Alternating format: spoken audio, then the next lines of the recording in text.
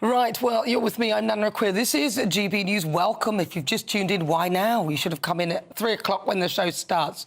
But thank you for joining me in any case. 25 minutes after 5 o'clock, I'm Nana Akua.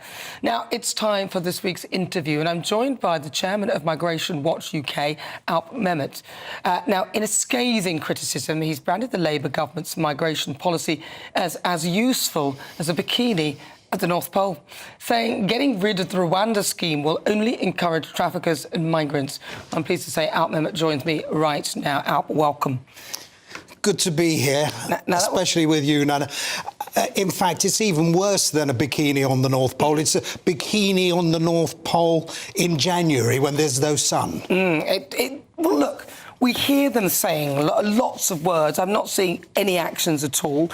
I mean, they came out with things like "we will stop the boats, easy peasy." They came out with we could do it without leaving the ECHR. We will set up border command control. We will bin the gimmicky Rwanda scheme. These are things you wrote about them in your piece. Tell us a bit about the piece. Some of them may not have read it in The Sun. Well, yeah, it's exactly that. It's a futile, really empty piece of legislation that's going through now. Everything they said they were going to do, in fact, the opposite is happening. So that legislation is? The legislation, a new border, security, asylum and immigration bill, that the only promise that they've kept with that bill is to do away with Rwanda, the only thing that was likely to have any effect. Everything else really has worsened since they've come in.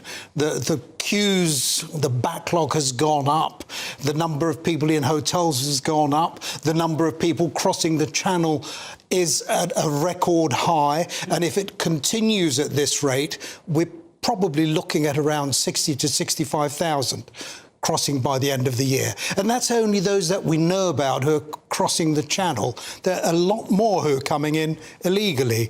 This bill will do absolutely nothing. And far from smashing the gangs, because the bill is so empty, it's so vacuous, then I'm afraid that they're only going to be encouraged. The gangs are going to be encouraged, and people are going to be encouraged to jump into dinghies, knowing full well that once they get here, they're here to stay. What do you believe should be in the bill? I mean, what's in it that's so bad that it makes it so easy for people? Well, the one thing that isn't mentioned in the bill, and when I gave evidence to the Bill Committee a couple of weeks ago, the one thing that isn't mentioned is illegal immigration. There's no mention of it. There's nothing about removals. There's nothing about people scamming the system to stay here, be it through the ECHR, claiming, ridiculous, making human rights claims. Yeah. There's nothing of that. And those who are going to be removed, and those that we've heard about, we heard not so long ago that 19,000 had been removed who had no right to be here. Yeah, but what they didn't tell us, how many of those were actually volunteers? How many of those were enticed, persuaded by £3,000 each? Yeah. 600 were sent to Brazil. They were all volunteers, and everyone, including babies, got £3,000 a head. That's why this bill is absolutely worse than useless. I don't get why they have not done something more visual and more meaningful. So I'm all for getting the Navy out and, picking people up from the dinghies or sending them back, or there were wave machines or things like that, to actually discourage people from taking the crossing in the first place, rather than now they're here, we've got to deal with them. Well, I wouldn't actually call out the Navy, because that won't work, it would backfire. Why? You're talking about the Channel, apart from the fact that we probably haven't got the ships to do it with anyway. Yeah, that's true. But that aside, I just don't think it would work. That's my opinion, having worked at Dover. So what should they be doing? What they should be doing is, first of all those who arrive to be detained, dealt with quickly and removed, either whence they came or to their country of origin. Detained where? There is plenty of space. Okay. If you're dealing with people quickly, then there is plenty of space. Do you remember not so long ago we had 5 Nightingale hospitals went up almost within days? If the government was serious and needed additional accommodation for temporary purposes and remove people quickly, they could provide the accommodation perfectly quickly. They said, you know, the whole thing of people using hotels, well, these people were meant to be detained quickly and either removed or they'd be allowed to stay, but that's not happened. Well, exactly, but that's because the government really hasn't pursued with any determination the removal of those people. We've got the ECHR. We've got to... The first thing that the government should have done was given our notice to leave the ECHR. Unquestionably. The Human Rights Act, I think they could repeal that overnight if they wanted to.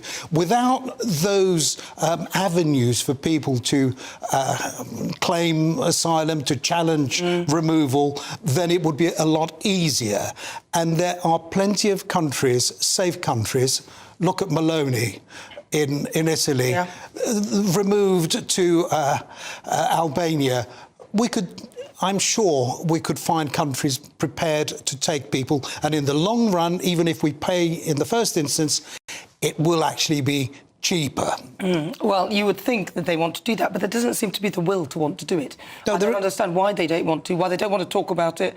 It's not really mentioned in much of their policy unless they really have to, and they seem to put everything else in front of it, although we all can see that if you sorted that problem out, a lot of the other ones would just fix themselves. Absolutely, yeah. I heard earlier was someone on the programme mentioning housing. And exactly. Let's not forget that apart from the 40 to 60,000 that are going to be coming illegally, plus those that we don't know about, we're talking about net migration of 750,000 and more. Where are those people going to go? Where are the houses going to be for them? Where are going to be the doctors and midwives and schools for the children? The fact is that at the moment we are taking so many people in without thinking about the consequences, that in the end, all we're doing is storing up tensions and problems for ourselves in the future, including the migrants who are coming, and there are going to be more people dying, I fear, trying to come across the channel. So the first thing you'd do is leave the ECHR, that'd be your number one thing, ASAP. Unquestionably, we have to do it. All right. Alp Mehmet, thank you very much. Always a pleasure to talk to you. If people want to find out more, there's a website or somewhere they can go, is there? Indeed, yes. Go on to the Migration Watch website, migrationwatchuk.org. Plenty there. I also send out a weekly email. If people would like to receive that, do sign up for it. All right. Thank you, Alp Mehmet. Thank you so much.